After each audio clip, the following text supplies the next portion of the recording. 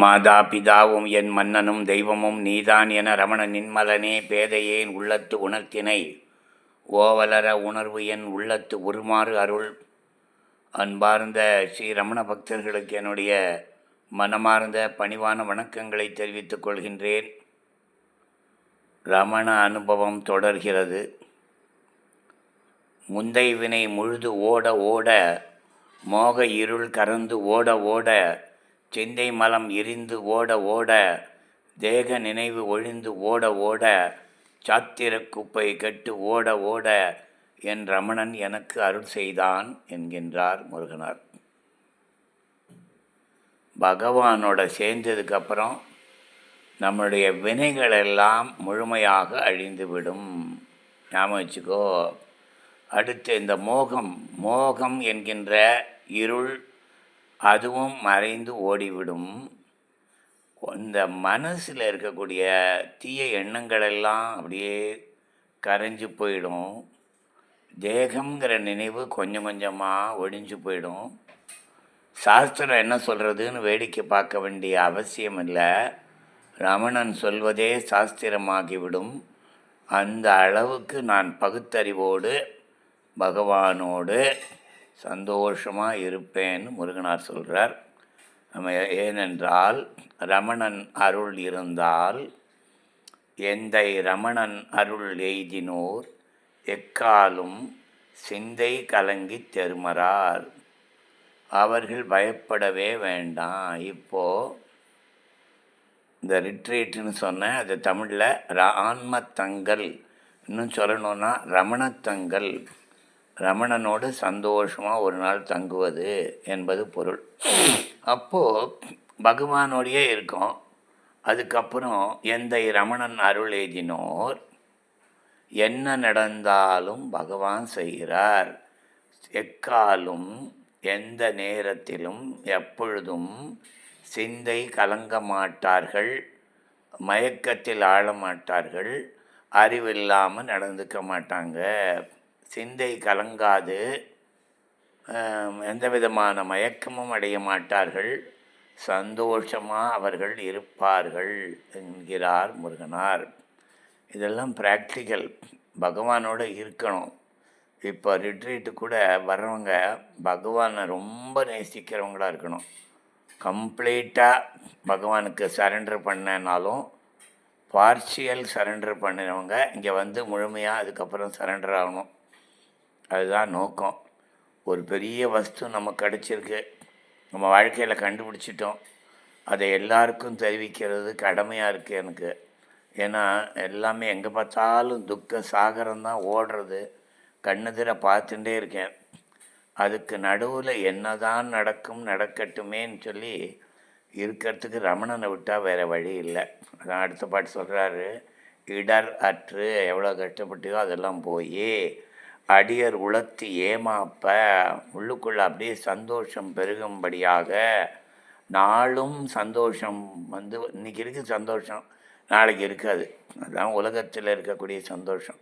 இன்றைக்கி சந்தோஷமாக இருக்கும், பையனுக்கு சீட்டு கிடச்சாச்சு, இப்போ இன்னும் மெடிக்கலில் சேர்ந்துட்டா அப்படி இப்படின்னு. மறுநாள் ஃபீஸ் கட்டும்போது கொஞ்சம் தகராறாக இருக்கும். அங்கே போனால் ப்ராக்டிக்கல் அவளுக்கு ஏதோ பிரச்சனை, ஏதோ ஒன்று கட்டம் வந்துகிட்டே இருக்கும், ஒரு சந்தோஷம் வரும்.